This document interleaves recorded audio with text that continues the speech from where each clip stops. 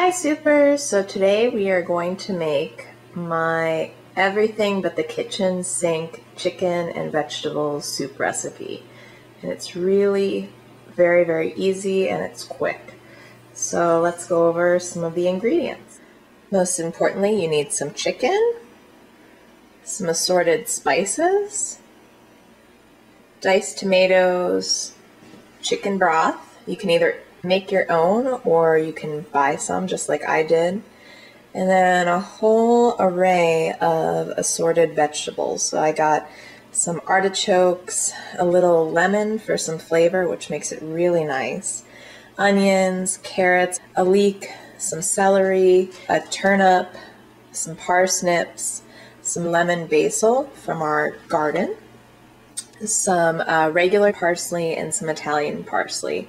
And the difference between the two is the Italian parsley, the leaves are larger. So the first thing you're going to want to do is to peel your turnip and your parsnip. And if you don't like turnips or parsnips, then that's okay. You can just leave them out. I really like roots, so instead of using one parsnip, I'm actually going to use 4. But if you don't like roots as much as I do, or if you don't have any parsnips or turnips on hand, it's not a big deal. So I'm chopping up my veggies, and as I do, I chop up my veggies pretty coarsely because I like a nice hearty soup. So if you like the flavors to really hit you and to have a lot of meat in your soup, even though these are veggies, then you might want to chop them up a little larger like I do. But if you like to have more of a lighter soup, then you can cut your veggies a little smaller.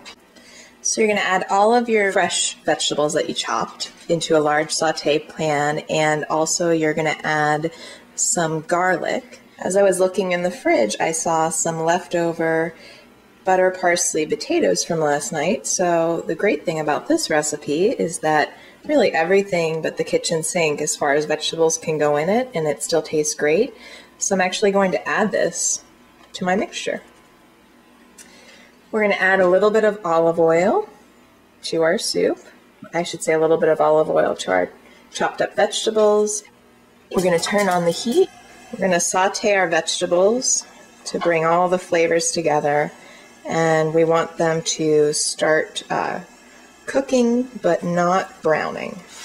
We're going to add a little pepper just for seasoning. We don't like to add salt right away because whenever the flavors start coming together, we're not sure what the final result is going to be, so I normally add salt at the end. This has been sauteing for about 10 minutes, and I can tell that it's looking good and coming together because my onions and my celery and my leeks are starting to become translucent, and my carrots look kind of glossy. Don't worry so much about your parsnips and turnips because they take a lot longer to cook. They're kind of similar to a potato in that. So they will cook actually while they're simmering. So our next step is we're going to transfer this into a large soup or sauce pot. So what I'm doing now is cutting my chicken into nice bite-sized pieces. Okay, we're going to add our chicken broth, add our artichoke parts.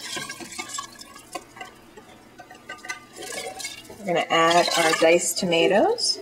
Now for our spices. We're going to add a little bit of the homegrown lemon basil, a handful of your Italian parsley, a handful of your curly parsley, and last but not least, a bay leaf. Give this a nice stir so you get everything mixed together.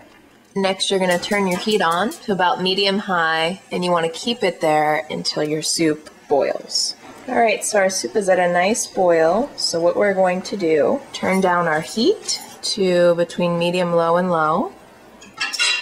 We're going to cover our soup.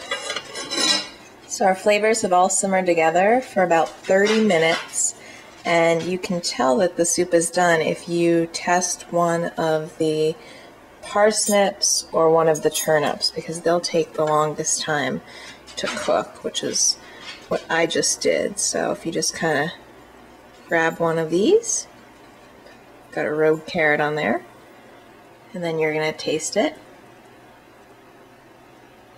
Perfect. So now you know that it's done. And while you taste it too, you're also tasting for your spices. So this is the time that you are going to season your soup if you need any additional salt or pepper. And I'm going to add in just a little hint of each. So I've got a half a teaspoon of sea salt, and I like to use sea salt because it goes a lot further in soup. I also have a half a teaspoon of our coarse black pepper.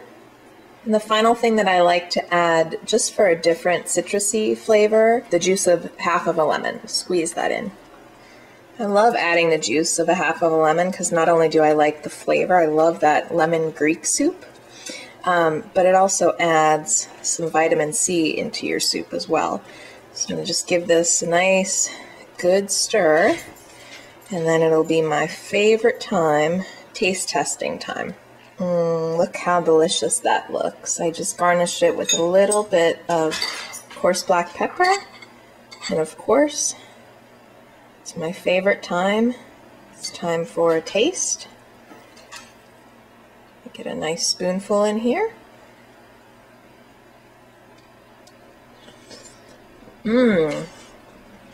That is delicious. Happy souping, everybody.